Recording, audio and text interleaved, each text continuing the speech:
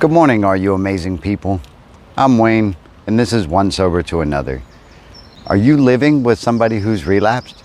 Does it bother you that someone who said they're gonna stop drinking and they promise you for the very 98th time that it's gonna happen this time, but then they relapse?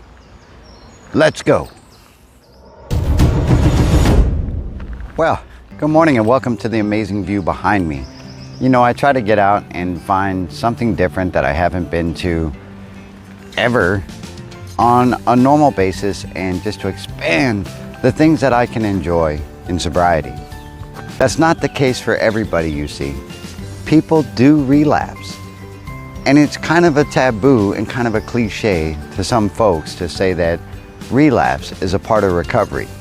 You know, I would say personally that it's not a part of recovery. However, it is a reality of somebody who is struggling to get sober and they don't have the right support channel. It's real easy for us to look at somebody and say, how could you relapse? How could you voluntarily go back to that BS and that insanity? That's not the case for everybody. And you know, I've been listening to a lot of folks on social media lately talk about watching someone else go through relapse. I personally have seen it before, but more importantly, you know, my wife has experienced me going through some very dramatic relapses in my journey to get sober. Because it's not always as simple as, I'm gonna stop drinking. Really, it's not as simple as that, because you can stop drinking, but guess what? If you don't deal with, and this is for me, if I didn't deal with the things in my life that were driving me to drink in the first place, aside from the obvious, my alcoholism, there's no way that I would be sober right now talking to you guys. If you can relate to that, drop a comment below, because I'm telling you, someone else is going to benefit from your experiences. And I say that a lot because it's absolutely true. And it's hard to say to someone else who's never dealt with it, just stop drinking. Put the cap back on the bottle, man. Sit down, get out, do this, do that. You know, we can say these things all day, but if that person has not made the changes in their life, and this is just me speaking through my experiences, if they haven't made the changes in their life to deal with the facts of why they drink in the first place, aside from being an alcoholic, suffering from the disease of alcoholism, there's no way that they're gonna get sober. They might stop drinking for a little bit here and there.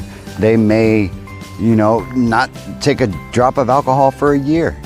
But when that traumatic event hits, or that life-altering circumstance becomes a reality, that top is gonna come off the bottle and the alcohol is gonna go down their throat, folks. And that's the truth of the matter. And the danger of the relapse is, for me, I went back at it full swing. I mean, I didn't miss a beat. And I tried to drink just like I had drank for 23 years in one night, because I was like, I did this before, fuck it, I'm gonna do it again. And the more and more I drank, the more my body was like, this is poison, man.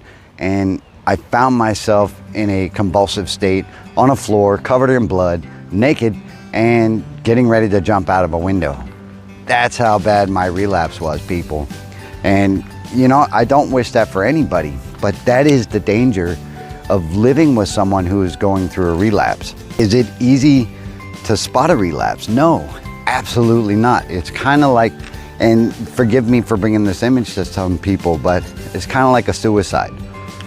If somebody is generally going to commit suicide or make an attempt to do it, they're not going to give you any warning signs. They're not going to say, here's all my stuff, do what you want with it.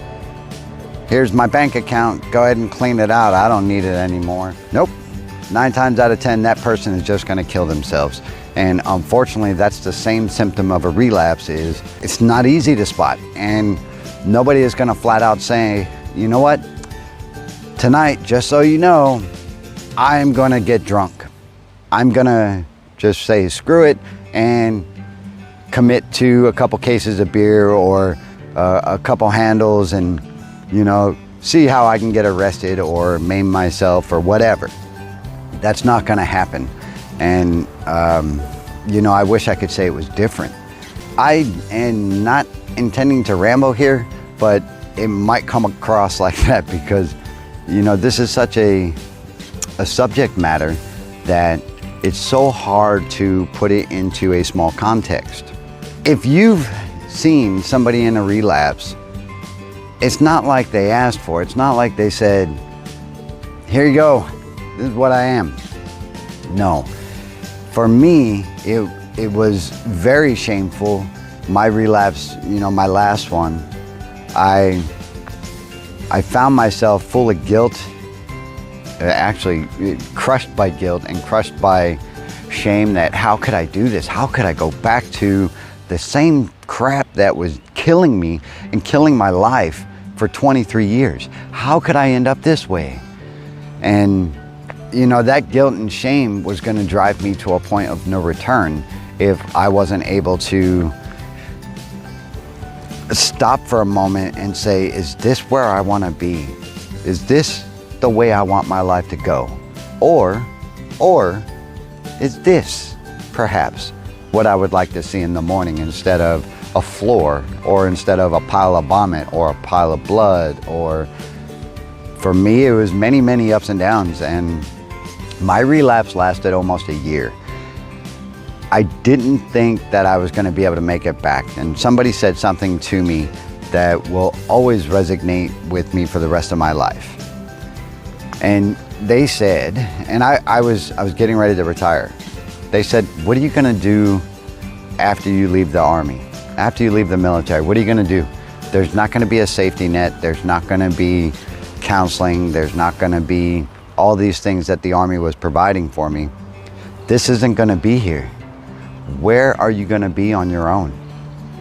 And I thought about that, and that resonated with me because, you know, I had just gotten my family back, and I was about to lose my career, my identity. Everything that I knew about myself was going to be gone. That's what my brain thought anyway. You know, I had already gained who I am and who I am without the uniform, and I thankfully had my family back. And so I was about to throw all that away and just keep drinking because I was like, screw it. I mean, nobody's gonna hold me accountable but me.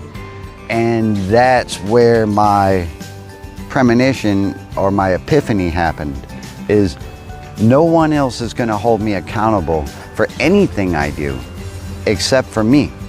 And that is the beauty of sobriety and the beauty of being able to live in recovery, is I can be accountable to myself. I can wake up, I can say, I gotta work out, I have to do this, I have to do that. If I drink, this is what's gonna happen, this is where it's gonna lead, and this is the way I keep myself in check. And I also bounce my ideas and my thoughts and my processes off of you guys here on YouTube, as well as the people I come across in my sobriety. Now back to the living with the relapse, a person in relapse, you know. It's a painful thing to watch. And, you know, the fact that only we, the alcoholic or the addict, can say, this is enough, I've had enough. That's the hard part of it. Unfortunately, it's great to say stop drinking, and it's great to say if you keep drinking, this is going to happen, because laying out a consequence is one way of putting somebody in a reality that they need to be in. But that doesn't always work. And, you know, it comes to a point where that person is going to have to either make a decision to live or die, because for me anyway, that's what it meant.